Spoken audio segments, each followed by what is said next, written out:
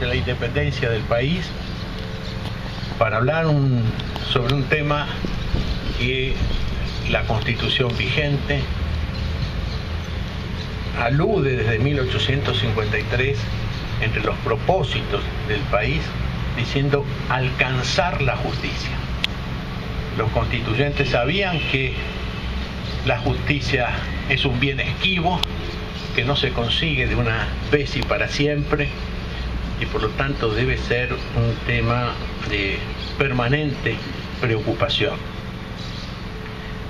Un presidente norteamericano, uno de los fundadores, Andrew Jackson, decía: los derechos conferidos a los ciudadanos por la Constitución no valen nada, son una mera burbuja, salvo que estén garantizados por una justicia independiente y virtuosa.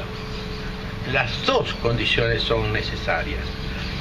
El poder judicial es, como todo en la vida, perfectible, con frecuencia debe ser adaptado a realidades nuevas o corregido en razón de la experiencia que muestra fallas en su organización o en su funcionamiento.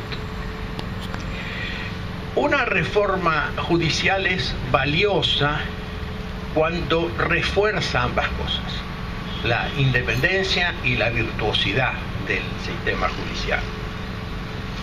Esa es una reforma necesaria hoy en Argentina, pero la reforma que se intentó y cuya inconstitucionalidad declaró la Corte Suprema de Justicia no reunía ninguno de esos dos requisitos y convertía a la justicia en un ministerio. Necesitamos un poder judicial autónomo, intachable, eficaz, pero no se trata solamente de perfeccionar el sistema y de mejorar el funcionamiento de la justicia. Los jueces no siempre pueden hacer lo que queremos porque tienen el límite que establece la ley. Muchas veces el objetivo deseable es imposible porque se llega al punto en el cual el juez no puede avanzar. Y ese es el caso al que quiero referirme hoy a propósito de la lucha contra la corrupción. Hoy se conoció el barómetro global de Transparency International, que es, como se sabe, una entidad muy prestigiosa con sede en Berlín, que se ocupa de la corrupción en 100 países del mundo con sus delegaciones y hace encuestas sobre cómo siente cada sociedad la existencia de la corrupción y si cree que se la está combatiendo adecuadamente. Y en la Argentina 72% responde que no se la está combatiendo adecuadamente. Para un político es muy fácil denunciar actos de corrupción. Es un negocio político, hace ruido, gana imagen. Pero lo difícil es que los corruptos vayan a la cárcel. Y hoy quiero enunciar una serie de medidas que constituyen un plan contra la impunidad. Primero quiero mencionar algo referido al Código Penal, es decir, a la ley de fondo, porque los siguientes delitos: funcionario que actúa fuera de la Constitución y las leyes, o que destruye pruebas, o coimea, o recibe un sueldo, un sobresueldo de sectores privados, o desvía fondos, o se apropia de caudales, o lucra con información reservada, va a juicio, pero en todos los casos estos delitos son excarcelables, porque la pena mínima está por debajo de los 3 años. Y la excarcelación tiene que ser otorgada por el juez no puede ser restringida por la voluntad del juez, ni siquiera por criterios de conveniencia u oportunidad, salvo algunos que están específicamente previstos en la ley. Y otra causal que acepta el Código Penal es la libertad caucionada, es decir, un corrupto puede pagar para quedar en libertad. Hay justificaciones para la libertad caucionada en muchos aspectos, porque de lo contrario se violaría el principio de inocencia mientras no se pruebe lo contrario, pero hay circunstancias que hacen aconsejable la modificación de esta norma.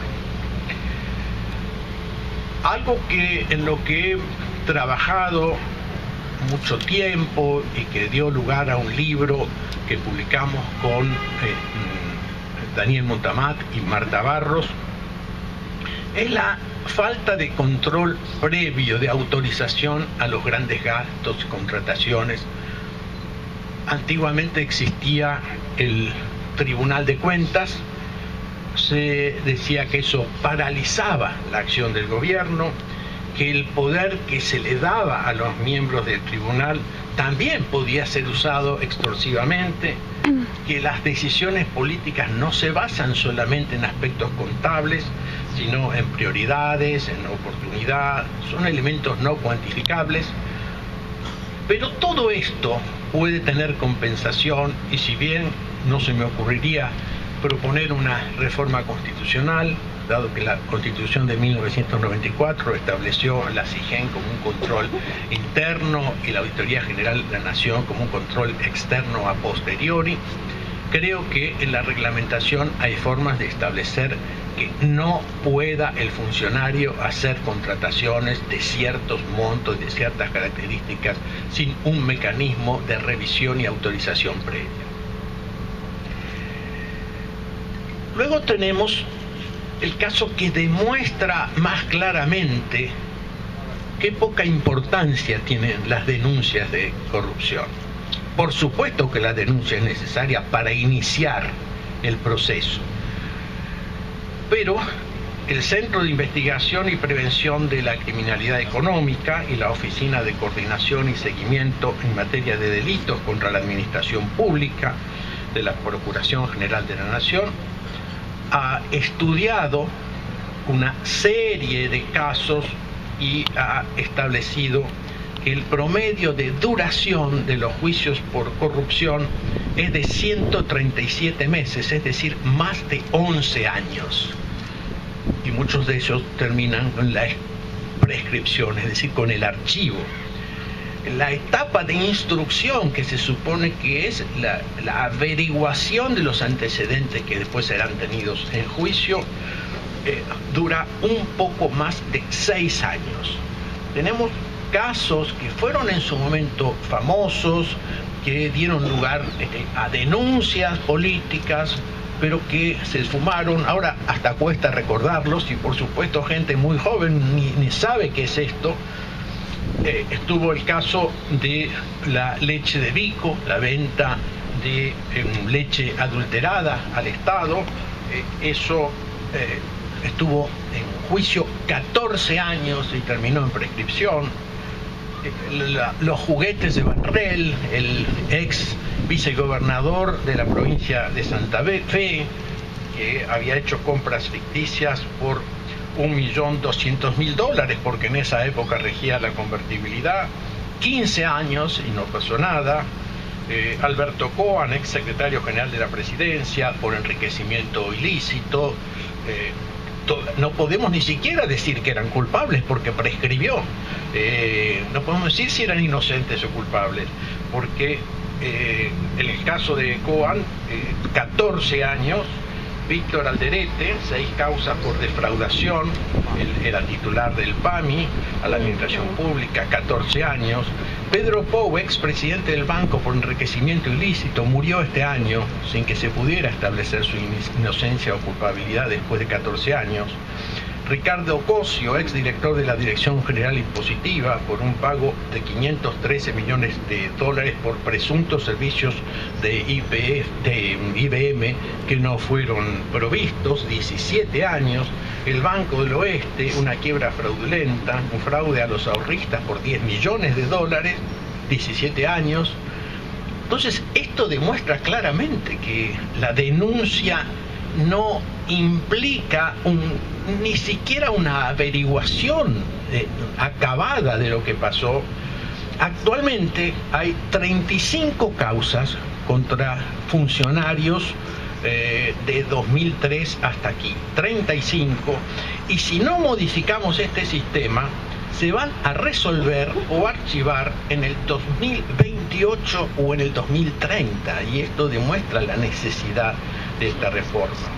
Esta reforma, en la cual han trabajado el doctor Mariano Blanco y el doctor Pereira dos Santos, crea un fuero especial, prevé en los casos más graves que los delitos no sean excarcelables, acorta muchísimo los plazos, impide chicanas y termina siempre en un tribunal formado por profesionales y gente común.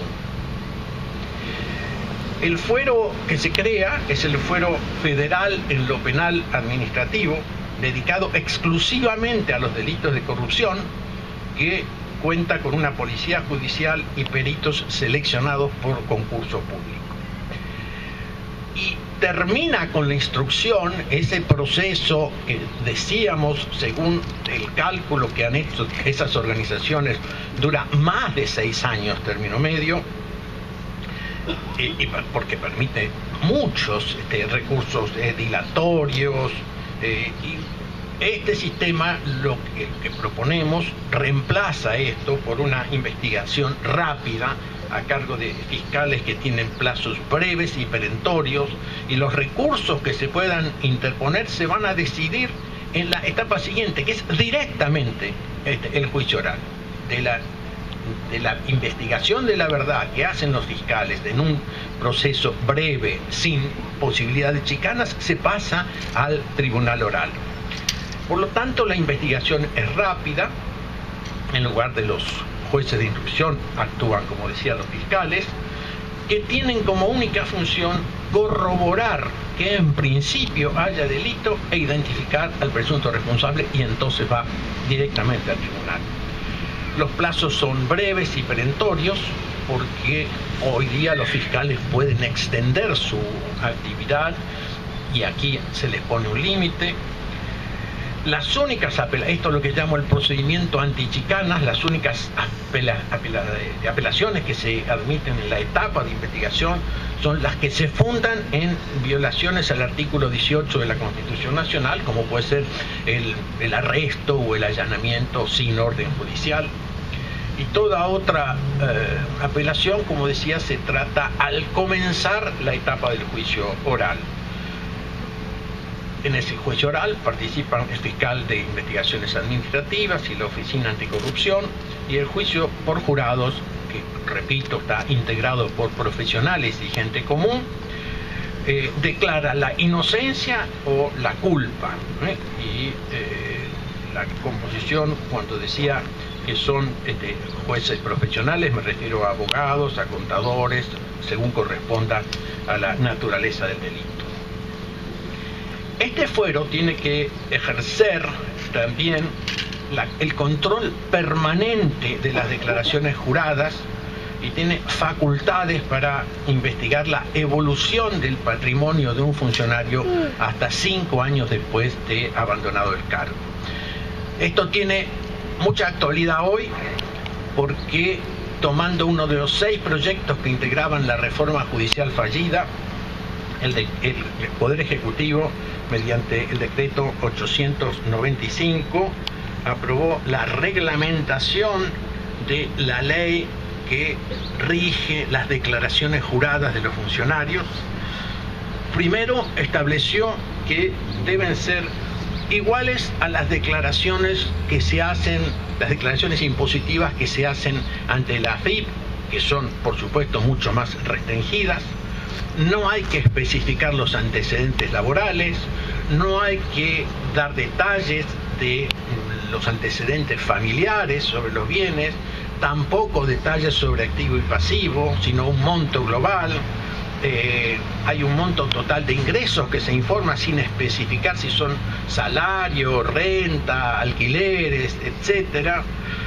De modo que esto realmente contribuye a la falta de transparencia y nos parece que esto es otro punto que debe ser corregido.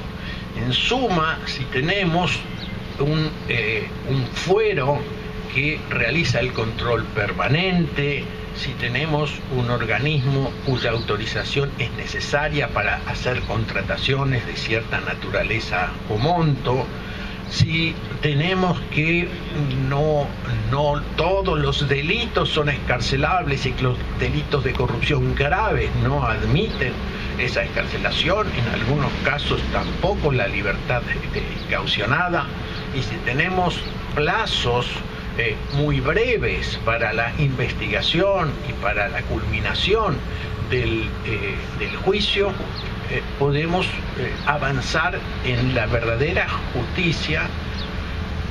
Los casos, por supuesto, varían, algunos que tienen una mayor dificultad o una menor dificultad, otros, pero en general este sistema permitiría que los juicios por corrupción terminasen en un periodo aproximado de 1 a 2 años.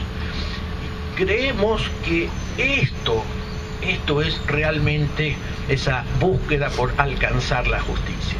No hay justicia si se puede sustraer caudales públicos, si se puede cobrar coimas, si se pueden tomar resoluciones ilegales, si se puede recibir sueldos complementarios del sector privado, si se puede hacer todo eso y un día hay una denuncia de un periodista o de un político, hay primeras páginas en los diarios, discusiones durante días, fotografías, filmaciones, todo un gran ruido, y después pasa esto que ha pasado con estos casos que he mencionado.